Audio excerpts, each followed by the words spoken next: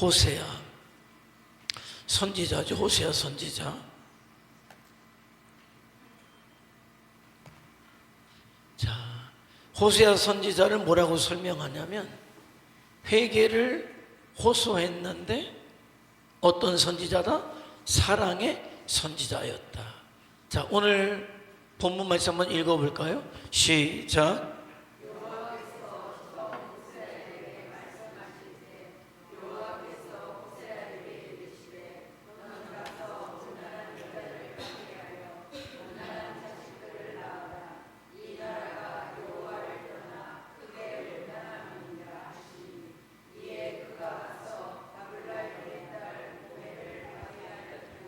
네, 하나님의 종, 하나님의 선지자였다. 자, 그런데 이해할 수 없는 명령을 내리셔요. 아내를 맞아라. 그런데 정숙한 아내가 아니라 어떤 아내? 음란한 아내를 맞아라. 그리고 음란한 자식들을 낳아라. 이렇게 말씀하신단 말이에요. 참 희한한 일이 벌어졌죠, 그죠? 하나님께서는 그 자녀들에게 늘 거룩할 것을 말씀하시고 특별히 또 가정을 이룰 때는 현숙한 여인, 믿음 있는 여인을 아내로 맞을 것을 말씀하시는데 웬일인지 음란한 여자를 아내로 맞이하고 그래서 음란한 자식을 낳아라 이렇게 말씀하셔요. 자, 호세아의 이름의 뜻은 여호와여 구원하소서 그런 뜻이에요. 자, 이사갈 지파 21대 손이고 부엘리의 아들이었다. 자, 북왕국 이스라엘 출신이었다. 근데 활동했던 시기가 BC 755년부터 723년까지. 북이스라엘이 언제 멸망하냐면 722년에 그러니까 멸망 직전까지 활동했던 선지자다. 자, 근데 그는 음탕하다. 이게 뭐예요? 음란하고 방탕하다. 음탕한 여인 고멜의 남편이었다. 세 자녀를 낳아요. 이스라엘 하나님께서 심판하실 것이다. 그런 뜻이에요. 자, 로루하마 궁휼히 여기지 않겠다. 그런 뜻이에요. 로암미 내 백성이 아니다. 그러니까 이름의 뜻이 그래요. 그러니까 하나님께서 특별한 뜻이 있으셨기 때문에 호세아 선지자를 통해서 음란하고 방탕했던 고멜을 아내로 맞이하라고 하시는구나. 그래서 자식들도 셋을 낳는데 자식들의 이름, 그러니까 아무리 그래도 북이스라엘에서 선지자라고 하면 하나님의 종이라고 인정하죠, 사람들이. 그런데 그런 선지자가 자기들이 봐도 음탕한 여인을 아내로 봐주면 이게 뭐지? 이렇게 생각하죠. 그리고 나서 자녀를 낳는데 자녀들의 이름이 심판하시겠다, 궁휼히 여기지 않으시겠다, 내 백성이 아니다 라고 할 때는 호세아의 결혼을 통해서 그의 가정을 통해서 하나님께서 무엇인가를 북이스라엘 백성들에게 말씀하시고자 함이구나. 그러니까 하나님께서 호세아 선지자를 어떻게 깨닫지 못하는 이스라엘 백성들에게 그야말로 시청각적인 교훈을 주시기 위해서 호세아를 선택하셨다라는 거. 저는 이런 생각을 해요. 아니, 그래도 호세아 선지자 입장에서 보면 말이에요, 그래도 같은 선지자 아닙니까? 자, 이때가 어느 때냐면은 북이스라엘을 멸망하기 직전까지만이란 말이에요. 그러면 남유다에서 사역했던 선지자는 그럼 누구냐? 아하스, 히스기야, 아수르가 쳐들어왔을 때 히스기야가 누구와 함께 성전에서 기도합니까? 어떤 선지자와? 이사야 선지자. 그러니까 호세아 선지자는 이사야 선지자와 동시대에 사역했던 사람이다.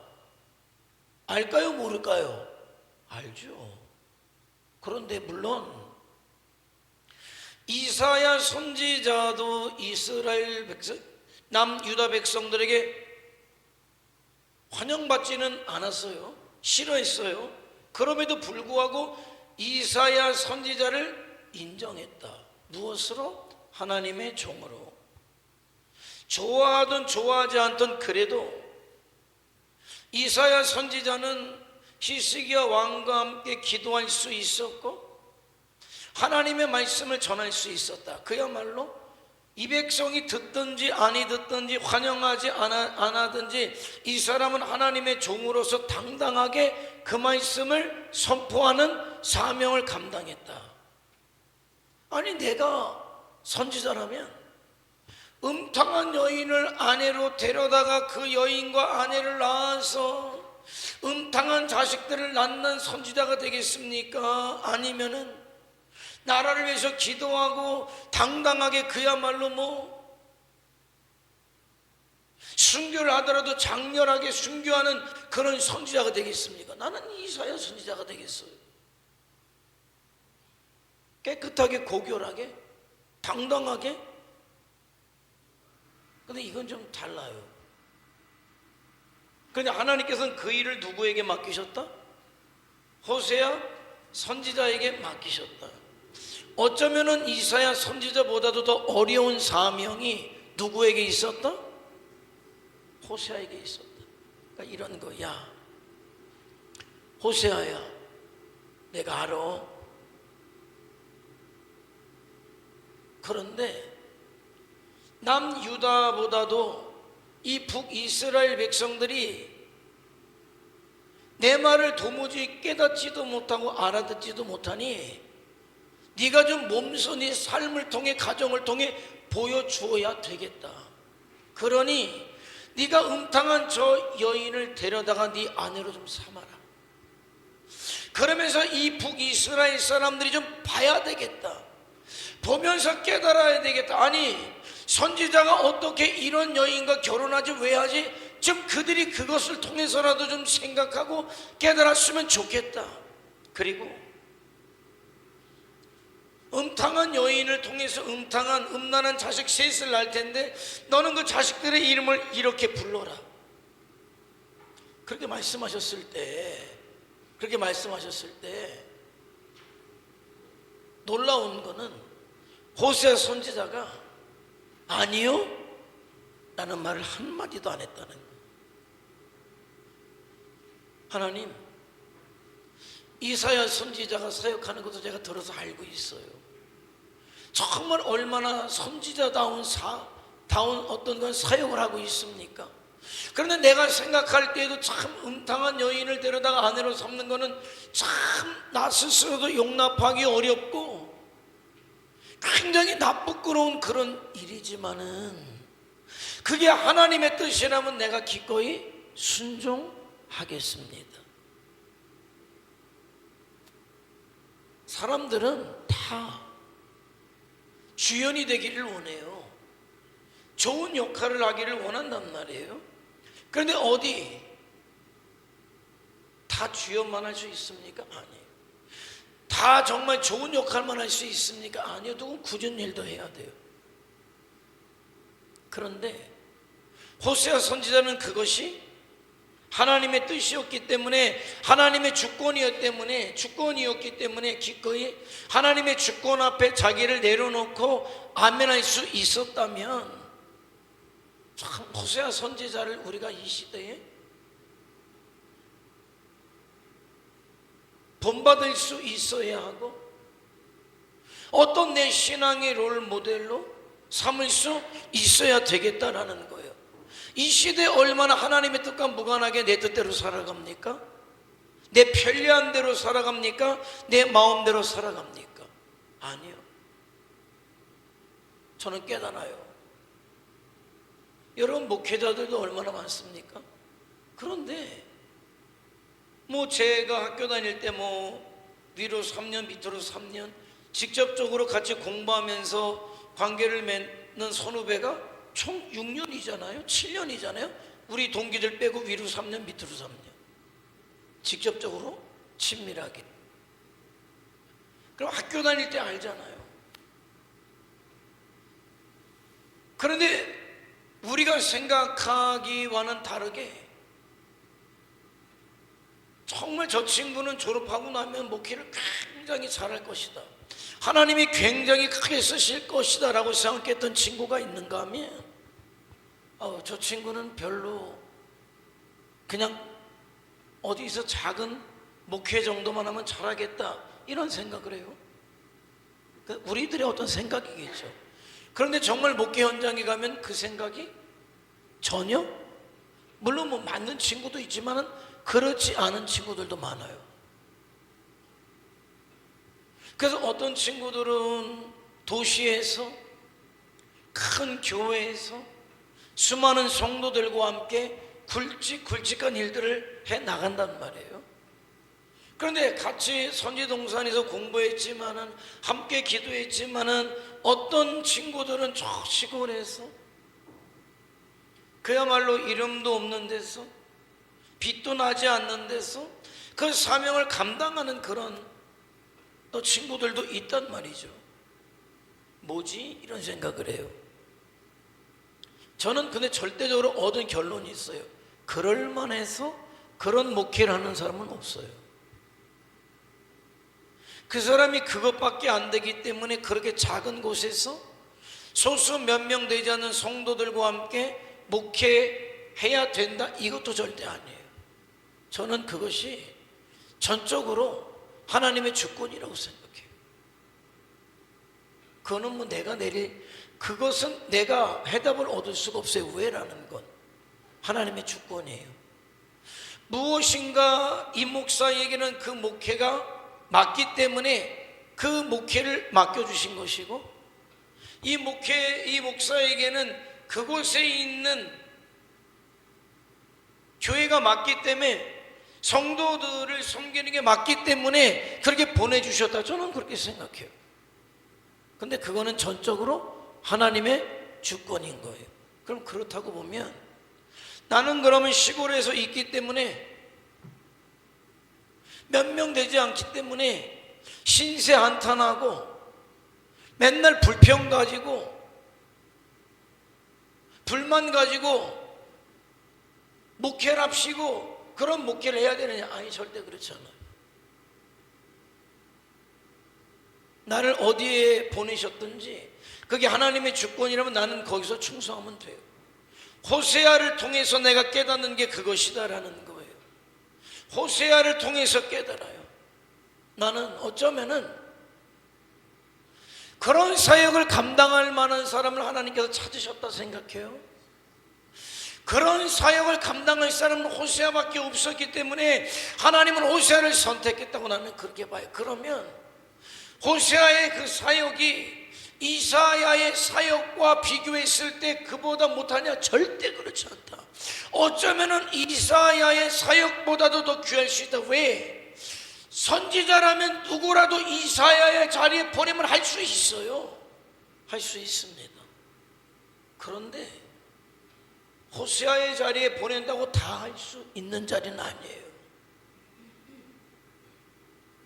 음탕한 여인을 하나님이 말씀하셨다고 아멘하고 예하고 데려다가 가정을 이루고 그를 통해서 자녀들을 낳는다? 이건 아무나 못해요. 억지로 할 수 있는 일이 아니다. 그거는 하나님의 사랑의 마음을 품지 않으면 할 수 없는 일이다. 그럼 그렇게 보면은 호세아 선지자는 누구의 마음을 품었다? 하나님의 마음을 품었다.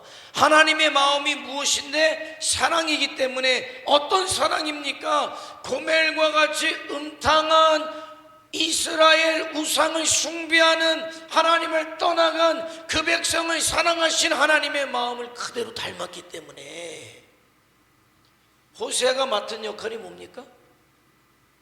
호세아가 맡은 역할이 뭐예요? 하나님이에요.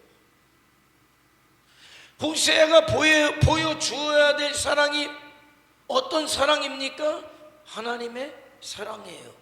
하나님을 배신하고 배반하고 떠나간 그들을 다시 사랑하는 하나님의 사랑, 그 사랑을 보여줘야 될 역할이 누구냐? 호세아인 거죠. 그럼 고멜은 노력할 필요도 없어요. 음탕한 그냥 모습 그대로예요. 하나님을 떠나가서 이방 우상을 숭배하고 음란하게 살아가는 그 모습이 이스라엘 백성임을 그대로 보여준 거예요. 그러면서 호세아는 어떤 메시지를 전합니까? 이게 무슨 일입니까 도대체? 호세아 선지자 이게 도대체 뭡니까? 이게 자기들은 믿음으로 살지 않아도 말이죠, 그들 마음속에는 그래도 누군가는 하나님의 말씀대로 살기를 바라는 게 참 재미죠. 왜 세상 사람들이 성도들에게 손가락질합니까? 그거 참 재밌어요. 정말 자기들보다 더 부도덕하기 때문에? 아니요. 자기들보다 더 죄를 짓기 때문에? 아니요. 뭐 성도가 저래, 그럼 자기는? 참 희한한 거는요, 자기들은 죄악 가운데 살면서도 성도는 다르기를 바라는 마음이 그들 속에 있단 말이에요. 그래서 자기들은 믿음으로 살지 않으면서, 신앙으로 살지 않으면서 성도들은 그래도 이렇게 살아야 돼 라는 생각이 있고, 근데 자기들이 생각하는 이렇게 살지 못할 때 비난하는 거예요. 여러분이 못해서 비난하는 게 아니에요. 여러분이 주님께 속했기 때문에, 자기들은 주님 앞에 속하지 않았지만은 그래도 알아요. 주님 앞에 속한 자, 하나님 앞에 속한 자들은 자기들보다 더 다른 삶을 살아갈 것으로 알아요. 그런데 자기들과 별반 다른 삶을 살지 않으니까 어떡합니까? 비난하는 거지. 비난하는 거. 묻죠. 자기들이 음란하고 영적으로 방탕하면서 호세아가 그런 여인을 데려다가 아내를 삼으니까 어떡합니까? 이게 어찌 된 일입니까? 당신은 이러면 안 되지 않습니까? 라고 할 때 이 고멜이 누군지 아십니까? 당신들입니다. 하나님께서 나로 하여금 이 음란하고 방탕한 고멜을 데려다가 아내를 삼고 그를 사랑하면서, 당신들이 그렇게 하나님을 떠나가서 우상을 숭배하고 방탕하고 영적으로 음란하고 있지만은 당신들이 돌아오면 이 여인처럼 다시 사랑하신다고 말씀하십니다. 그래서 처음에는 첫 번째 자식을 낳고 하나님께서 심판하신다. 두 번째 자식을 낳고 다시는 궁일이 여기지 아니하신다. 세 번째 자식을 낳고 너는 내 백성이 아니라 라고 이야기하죠. 그런 다음에 계속 그들에게 회개의 말씀을 선포하고, 너희가 회개하면 하나님이 다시 너희를 사랑할 것이다. 그래서 호세아 6장의 1절에 뭐라고 이야기합니까? 우리가 돌아가자, 여호와께로 돌아가자. 그가 우리를 찢으셨으나 우리가 돌아가면 다시 도로 낫게 하실 것이고, 그가 우리를 치셨으나 우리가 그에게로 돌아가면 그분께서 우리를 감싸 안으실 것이다, 싸매어 주실 것이다 라고 말씀하고 있잖아. 그러니까 몸소 호세아가 음란하고 방탕한 아내를 맞이하고 그 자식들을 낳으면서 주님의 사랑의 마음을 전하고 회개의 메시지를 선포하고, 너희가 다시 돌아오면 너희가 심판 중에라도 구원하신다 그러면서 이름을 바꿔주셔요. 두 번째, 로루하마, 심판은 되어진 거니까. 그러나 너희가 돌아오면 로루하마가 너희를 긍휼히 여기지 아니할 것이다 하지만은 다시 너희를 긍휼히 여길 것이고, 이름을 바꿔주시잖아요. 이름의 뜻을, 로암미의 이름의 뜻을, 너는 내 백성이 아니었지만 회개하고 돌아오면 너는 이제 다시 내 백성이 될 것이다. 그러니까는 고멜을 데려다가 가정을 이루고 그를 아내로 삼으면서 자식을 낳으면서 하나님의 사랑의 마음을 전하고 삶으로. 여러분, 그래서 있잖아요, 신앙은 삶으로 하는 게 맞는 거예요. 그러니까 어떻게 보면 이거 쉬워요. 나는 전혀 그러지 않은데 하나님의 말씀을 전하는 거 이거 쉬워요. 얼마든지 여러분 거짓된 마음으로 제가요 여기에서 하나님의 말씀이라고 여러분에게 전할 수 있어요. 그런데 정말 어려운 거 뭔지 아십니까? 그 받은 말씀을 내 삶 속에 먼저 전하는 거예요. 여러분, 무엇이 진짜고 무엇이 가짜입니까? 나는 영원한 하나님의 나라를 꿈꾸지도 않아요. 나는 이 세상을 목적 삼아요. 그러면서 여러분에게는 이 세상은 썩어질 겁니다. 세상 것에 소망을 두지 마시고 하나님의 나라에 소망을 두어야 합니다. 그러니까 여러분 가진 것을 하나님 앞에 드려야지. 가지고 있다가 썩어지면 어떡합니까? 그리고 그렇게 성도들이 낸 것으로 나는 좋은 데 가서 좋은 거 먹고 좋은 차 타고 다니고 좋은 옷 입고 좋은 집에 살고, 사기꾼이지. 사기꾼인 거예요. 그건 사기꾼인 거예요. 나는 그게 두려운 거예요. 나는 하나님의 나라를 성도들에게 소망 삼으라고, 목적 삼으라고 하고, 정작 나는 하나님의 나라를 목적 삼지도 않고 소망 삼지도 않아. 목사님이 어떻게 봅니까? 열매를 보면 알죠. 열매를 보면 알아요. 목회자가 세상에 있는 거 갖고 싶어서 잠을 못 잔다, 그 사람은 거짓말쟁이에요. 하늘을 목적 삼은 사람이 세상 것을 갖고 싶어서 잠을 못 잡니까? 안달을 합니까? 아니요. 세상에 있는 것은요, 내가 복음의 사역에 불편하지만 않으면 되는 거예요. 불편하지만 않으면 된단 말이에요. 근데 뭐가 그렇게? 나는 그 교회가 그만하기 때문에 목회자에게 우리가 이렇게 목회자에게 이런 대우를 해드릴 수 있고 이러기를 원합니다 라고 해서 무리 없이 목사님이 사역에 지장되지 않도록 해서 해주는 것에 대해서 무슨 문제가 있겠어요? 그런데 그것이 아니야. 전혀 교회는 그럴 준비도 안 돼 있어. 근데 나는 그래도 우리 교회 천진교회 담임 목사라면은 이 정도의 차를 타야 되고 이 정도의 집에 살아야 되고 내가 이 정도의 이런저런 것도 가져야 되고, 근데 전혀 성도들은 그에 동의하지 않아. 그래서 그런 것을 안 해준다고 불평하고 불만하고, 우리 교회 성도들은 뭐 수준이 어쩌니 저쩌니. 아니, 당신이 잘못된 거지. 당신이 잘못된 거예요. 여러분, 말은 해요. 말은 해요. 내가 기가 막힌 게 여러분, 서울의 어느 교회는 헌신헌금이라는 걸 해요. 1년에 한 번. 1년에 한 번 그 교회의 특징이 헌신헌금 하는 거예요. 그럼 얼마 정도 할까? 얼마 정도면 헌신헌금이 될 것 같아요, 신현영 권사님? 아니, 생각을 해봐요. 그냥 답은 없어.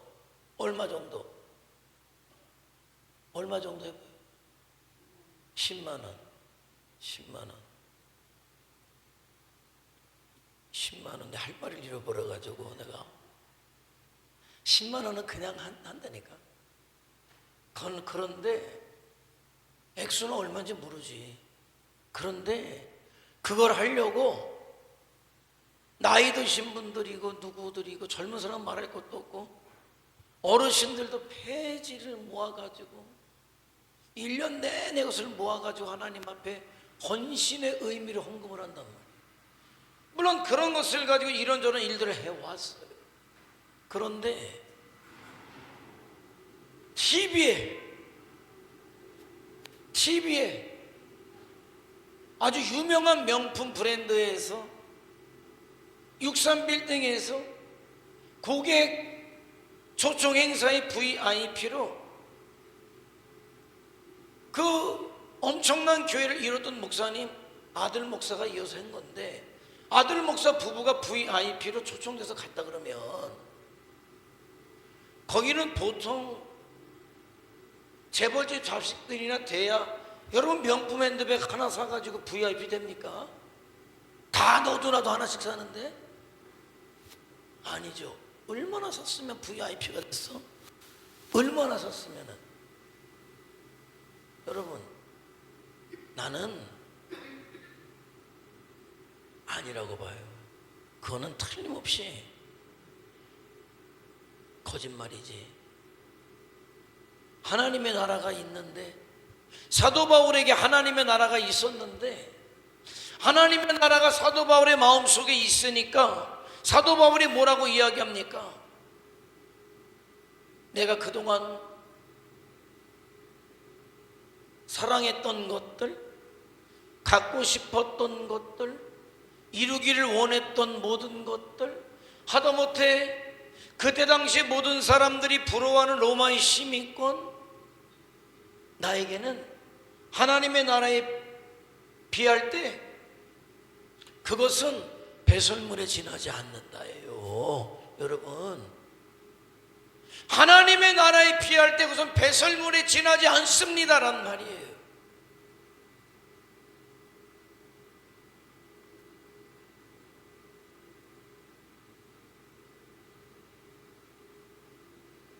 그냥 내가 성도로 사는데 불편하지 않으면 되는 거예요. 성도로 사는 거예요. 내가 목사로 사는데 불편하지 않으면 감사한 거예요.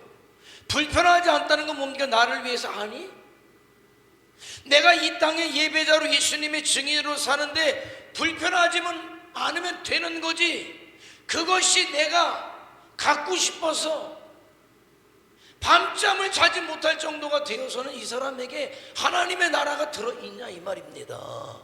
아니요. 하나님의 나라가 들어있는 사람은요, 그렇게 세상 것 때문에 갖고 싶어서 잠 못 잘 정도 아니에요.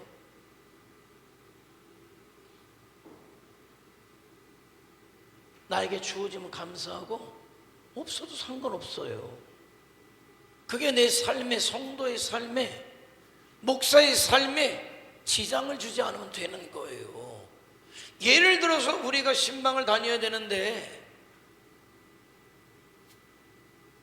자동차가 고장이 나서 더 이상 이 차를 탈 수 없습니다 라고 하면은 그게 문제죠. 그래서 우리가 힘을 모아서 신방하는 차를 사야 됩니다 라고 하면 그게 무슨 문제가 있겠어요? 무슨 문제가 있겠어요? 그게 아니라 더 좋은 차를 사고 싶어서. 세상이 이상하긴 해요. 참 요즘은 세상이 이상하게 하는 게 사람들이 자동차와 자기를 동일시하는 시대에 살아가고 있어요. 다 그런 건 아니에요. 정신적으로 굉장히 약한 사람들이지, 성숙하지 못한 사람들이지. 그러니까 자기를 뭐로 드러냅니까? 자기가 타고 있는 차로 자기를 드러내요. 자기가 가지고 있는 물건으로 자기를 드러내요. 그리고 자기가 명품 옷을 입었으면 자기가 명품인 줄 알아요. 자기가 왜 이제 고급 승용차를 타고 다니면 그게 자기인 줄 알아요. 왜? 자기가 명품이 아니니까. 자기를 내세울 게 없으니까 그냥 두루두루 치장하는 거지. 여러분, 지금이야 뭐 또 시대가 좋아져서 성탄 트리 하면은 가짜 나무로 하지만 옛날엔 진짜 나무로 했어요. 산에 가서 나무를 베다가 그것을 화분 같은 데 심어 놓고 거기다가 온갖 반짝이들을 다 둘러서 반짝반짝, 사람들이 다 너무 좋아하죠. 근데 그거 아십니까? 그렇게 반짝반짝 너무 좋아하는 그 소나무, 성탄 트리 장식한 그 소나무가 한 달 지나면은 그 잎사귀가 누래진다는 거 아세요? 누래진다는 거? 왜? 뭐가 없기 때문에? 생명이 없기 때문에 어느 순간에 잃어버렸어요. 아니 배는 순간에 잃어버린 거죠, 생명을. 그런데 그래도 그 안에 아직 수분이 있으니까 푸르스름했던 거고, 온갖 반짝이로 둘러니까는 온갖 나무들이 부럽다, 너는 정말 화려하구나, 반짝반짝하구나. 한 달이면 백이 저분이에요, 한 달이면. 그러나 나무는, 여러분, 나무가 반짝반짝한 걸로 자기를 자랑합니까? 아니죠. 나무는 자기가 맺어야 될 열매로 자랑하는 거예요. 자랑하는 거예요. 생명력이 없으니까 온갖 세상에 반짝반짝하는 걸로 자기를 두르고, 그게 마치 자기 인연 착각하지만은 유통기한 지나면 폐기 처리되는 거예요. 그거는. 여러분, 생명력 없고 반짝반짝한 것을 왜 부러워합니까? 저와 여러분이. 예? 왜 그렇게 명품에 미쳐야 됩니까? 생명이 없기 때문에 미쳐요. 하늘이 없기 때문에 미쳐요. 왜 외제 승용차에 미칩니까? 아유, 세상이 이상해지긴 했어요. 여러분, 스마트폰도 세기종 나오면 바꾸는 거 힘겨워요. 에? 그런데 우리가 얘기하는 정말 모두 없는데 새 차가 나오면 견딜 수가 없어요. 그러니까 새 차 나오면 또 팔고 그 차를 사야 되고, 여러분, 이거는 단위가 달라지고, 스마트폰 바꾸는 것도 보통 일이 아니에요. 근데 그거는 그냥 약과야. 스마트폰에 매달리는 건 약과야. 에? 자동차를 바꾸고 싶어도 견디지 못해요. 어떤 사람들은 아파트, 새 아파트를 계속, 새 아파트가 나오면 견딜 수가 없어요. 근데 집 팔고 또 새 아파트, 집 팔고. 별 사람들이 많아요. 그게 명품에 핸드백이 나왔다 그러면 견딜 수가 없어. 왜 우리나라 사람이 호구가 돼야 됩니까? 에? 너무 희한하지 않아요? 전 세계에서 벤츠 승용차 지사장이라고 해야 되나? 전 세계 지사장 중에 어디가 가장 인기가 좋은지 아십니까? 어느 나라가? 에? 임원 승진하는 바로 첫 번째 자리가 어느 나라인 줄 아세요?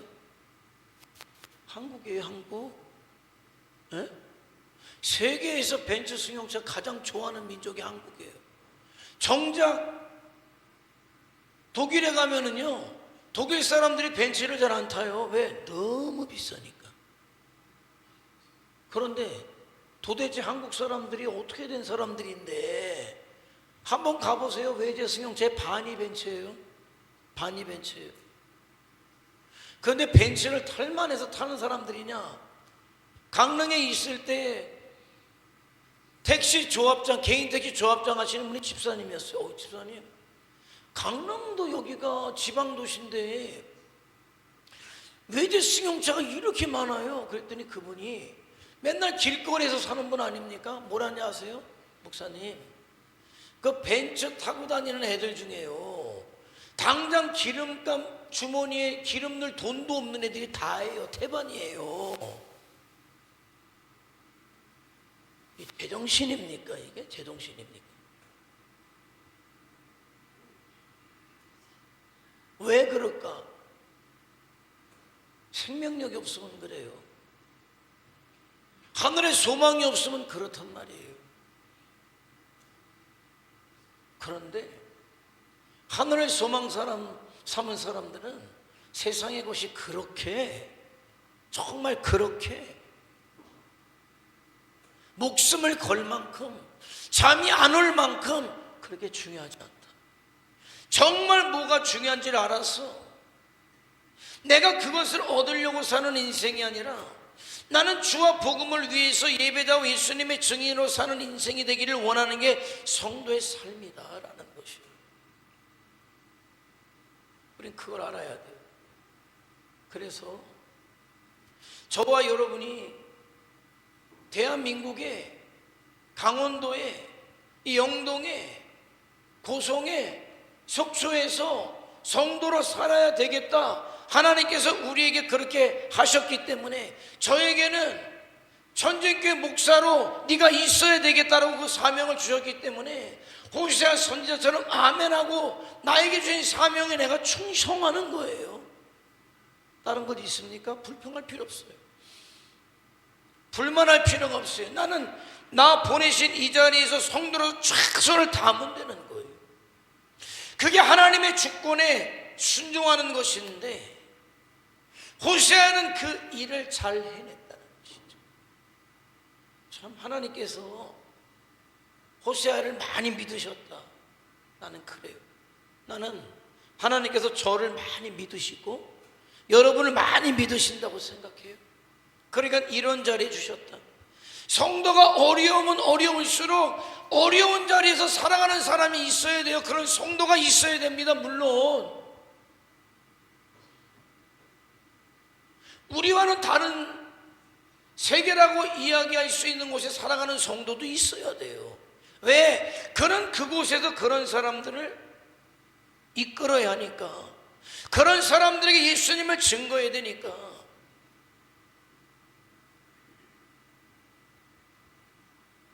모든 분야에서 하나님의 주권 속에 모든 성도들이 보내심을 받은 거예요. 보내심을 받은 거예요.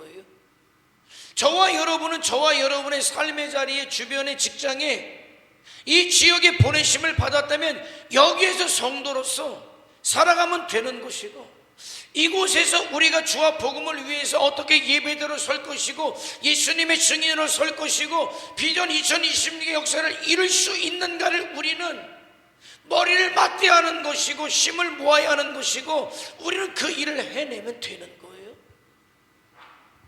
그러면 하나님의 나라에 이를 때 너 참 잘했다. 거기에 내가 보낸 거야. 왜? 믿을 사람이 너밖에 없더라. 믿을 사람이 너밖에 없더라. 아마 이사야 선지자를 호세아 자리에 보냈으면 했을까? 어려웠다고 봐요. 근데 호세아 선지자는 이사야 선지자 자리에 보내면 할 수 있어요. 물론 이사야 선지자만큼 더 잘한다는 보장은 없지만 아마도 그렇게 할 거예요. 왜? 그렇게 해. 하지만 음탕한 여인을 아내로 맞이함으로 하나님의 사랑을 그 음란한 이스라엘 백성들에게, 우상을 숭배하는 이스라엘 백성들에게 그렇게 전하는 일은 아무나 못한다. 나는요, 믿지 않는 집에서 태어났어요. 그러니까 네가 네 가족을 구원할 수 있기 때문에 내가 그랬어. 나는 가난한 집에서 태어났어요. 그래, 너가 그런 상황 가운데 있어서 너가 거기서 빛이 돼야 되기 때문에, 소금이 돼야 되기 때문에 내가 너를 보냈어. 여러분, 사명의식이에요. 그게 사명의식이에요. 자꾸 누구 비교하지 말고 그건 그 사람이에요. 그건 그 사람이 받은 사명이에요. 그 사람이 받은 사명이 다르고 내가 받은 사명이 다른데 왜 그 사람의 사명을 보면서 왜 부러워하고 내가 받은 사명을 왜 충실하지 못합니까? 그 어리석음이에요. 어리석음이에요. 사명의식이 있어야 돼요. 호세아는 사명의식이 있었기 때문에 자기를 믿고 맡겨주신 그 사명을 얼마나 충실히 감당했느냐. 바람났어. 여러분, 자기와 비교할 때, 고멜과 비교할 때 언감생신 호세아 선지자가 자기랑 같이 살 사람입니까? 그런데 그런 사람이 자기를 데려다가 사랑해주고 아내 삼았으면은 호세아 선지자만 바라보고 정말 이제는 변화되어서 현숙한 여인이 되어도 현찬을 판에 또 바람났어요. 바람나서 나갔어요. 하나님께서 뭐라고 얘기하십니까? 야, 가라. 가서 돈 값 치러주고 데려와라. 나가서 여러분 이리 얻어먹고 저리 얻어먹고 이리 다 피우고 저리 다 폈겠죠. 네가 돈을 물어주고라도 하라. 여러분, 호세아 선지자가 더 나아가선 말이죠, 정말 하나님의 사랑을 얼마나 그대로 대변한지, 그래도 결국 돌아오지 않고 멸망을 향해 나아가는 사람을 구원하기 위해서 값을 치르려고 누가 오십니까? 누가 오십니까? 예수님이 오시잖아요. 그래서 음란하고 방탕한 고매를 돈을 주고 다시 데려와서 아내를 삼고 그를 다시 사랑해서 사람 되도록 그렇게 했던 것처럼 결국 또 나가고 죄를 짓고 음탕하고 음란하고 음탕했던 그 사람들 구원하기 위해서 하나님이 낮고 천한 냄새나는 몸을 입고 이 땅에 오셔서 십자가에 못 박혀 죽으신 거예요. 사망의 값을 치러주신 거예요. 목숨값을 치러주심으로 영원히 지옥 갈 저와 여러분을 하나님의 자녀로 삼아주시고 오늘 이 교회로 불러주셨다는 사실을 기억해야 되는 거예요. 그러면 고멜과 같은 짓을 할 수 있습니까? 이제는 그런 짓을 하면 안 돼요. 이제는 고멜과 같은 짓을 하면 절대 안 된단 말이에요. 이제는 정신 바짝 차리고 그 애끓는 하나님의 사랑을 이제 우리가 제대로 알지 못하면 우리는 소망 없다. 그렇게 예수님의 목숨감으로 바꾼 자가 나라고 할 때에 이제는 우리 주님의 십자가에 부끄럽지 않은 삶을 우리가 이제는 사람 돼야 된다는 거예요. 아무리 음란하고 방탕한 고멜일지라도 그런 사랑을 확인하고 또 확인하고 또 확인했다면은 이제는 변화되어서 돌아와야죠. 그래서 이제는 더 이상 저와 여러분이 음란한 여인이 되지 말자. 왜 음란합니까? 자기 남편이 아니라 다른 대상을 사모하니까 음란해지는 거예요. 저와 여러분이 이 시대의 음란은 무엇입니까? 영적인 음란이에요. 영적인 음란이 무엇입니까? 하나님보다 더 사랑하는 게 영적 음란이에요. 여러분, 나는 안 그렇다고? 나는 교회 나오니까 안 그렇다고 얘기하는 거예요. 여러분, 신앙이 착각하지 마세요. 신앙이 형식입니까? 뭐라고 말씀합니까? 나는 인애를 원하지 사랑을 원하지 제사를 원하지 않아. 이게 호세아를 통해서 하시는 말씀이에요. 번제보다 나는 네가 나를 아는 것을 원해. 그런데 형식은 있었어요. 제사람내하고 제사는 지냈어요. 번제람내하고 번제도 드렸다니까요. 근데 마음은 어디가 있어요? 세상에 가 있어요. 우상에게 가 있어요. 여러분, 신앙은 형식이 아니라 관계예요. 관계란 말이에요. 여러분, 부부예요. 부부라고 혼인신고해서 부부입니까? 혼인신고만 했다고? 그러면 혼인신고를 해놓고 너는 너대로 나는 나대로, 너는 네가 좋아하는 사람한테 가고 나는 내가 좋아하는 사람들한테 가고, 그러나서 우리 부부입니다. 부부입니까? 관계죠. 진정한 부부는 관계성이 있는 것 아닙니까?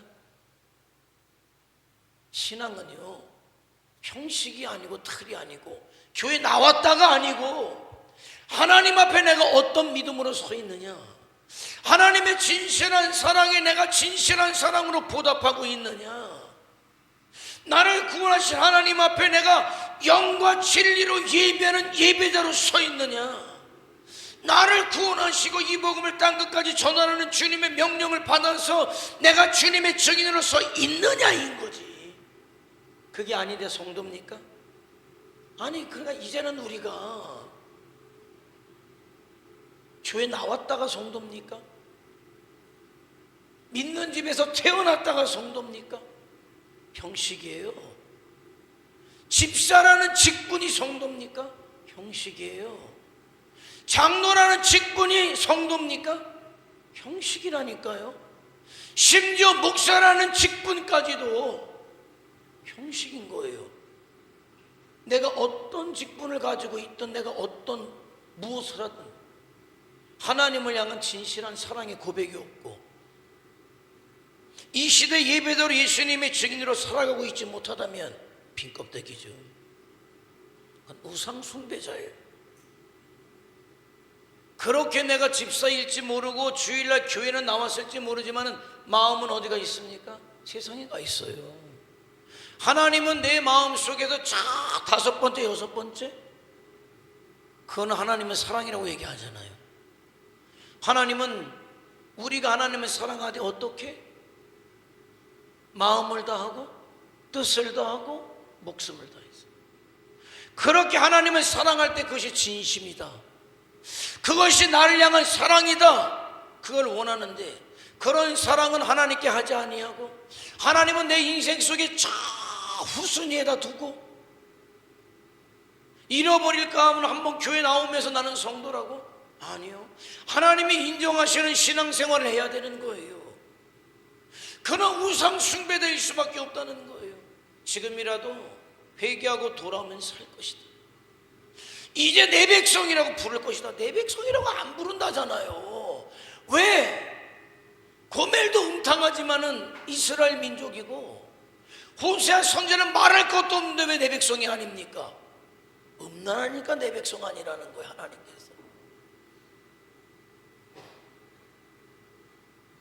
궁일이 여기지 않겠다는 거예요. 내가. 그런데 이제라도 너희가 회개하고 돌아오면 내 백성이야. 회개하고 돌아오면 내가 궁유를 베풀 것이다. 그리고 내 나라로 너희를 이끌 것이다. 이게 하나님의 애끓는 마음이에요. 오죽하면 호세아를 통해서 그런 가정을 꾸리게 하시고 그런 삶을 살게 하시고 또 바람나서 나간 것을 돈 주고 사옴으로 인해서 하나님의 마음을 전해주셨다면 누가 하나님을 향하여 비난할 수 있겠습니까? 그는 지옥에 갈 수밖에 없기 때문에 가는 거지. 하나님의 사랑이 부족해서 지옥 갑니까? 하나님의 매정해서 지옥 갑니까? 아니요. 하나님께서는 죽음의 순간까지도 그에게 기회를 주시고 애끓는 마음으로 그를 부르고 계시단 말이에요. 저와 여러분이 오늘 호세아를 통해서 그 사랑을 깨닫고 이제는 하나님의 사랑 앞에 진심으로 반응하고 하나님의 사랑하되 마음을 다하고 뜻을 다하고 목숨을 다해서 사랑하되 내 삶의 가장 제일로 예수 그리스도를 통해서 나를 구원하신 그 주님, 그 주님의 십자가에 부끄럽지 않은 삶을 살고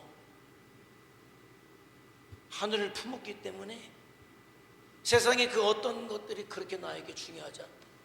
사도 바울처럼 배설물로 여긴다, 그 정도는 아니어도 하늘을 품었기 때문에 세상에 그 어떤 것이 나를 흔들 수 없다. 하늘을 목적 삼고 하나님의 부르심을 따라 하나님의 이 땅에서 정말 당당하게 하나님의 백성으로 영광 올려드리는 삶을 살고 아버지 나라에 이르는 자들이 저와 여러분이 되시기를 주님의 이름으로 축원해 드립니다. 네, 기도하시죠. 기도하시겠습니다. 호세아 선지자를 통해서 하나님 마음을, 하나님의 사랑을 우리에게 전해주십니다. 여러분, 신앙은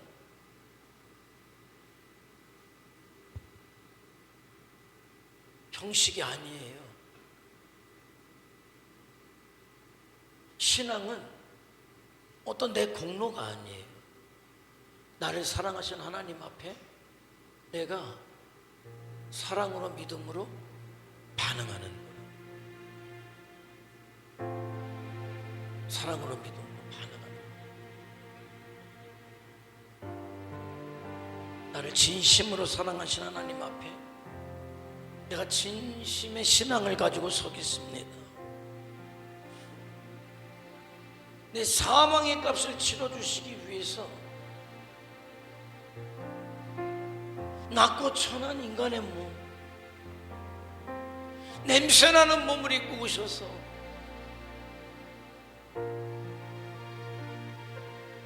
33년의 생애를 이 땅에서 사시고 사망의 값을 치러주시기 위해서 십자가에서 친히 그 몸을 찢으시고 피와 온몸에 물을 쏟으신 주님의 그 십자가에 부끄럽지 않은 삶을 살아가겠습니다.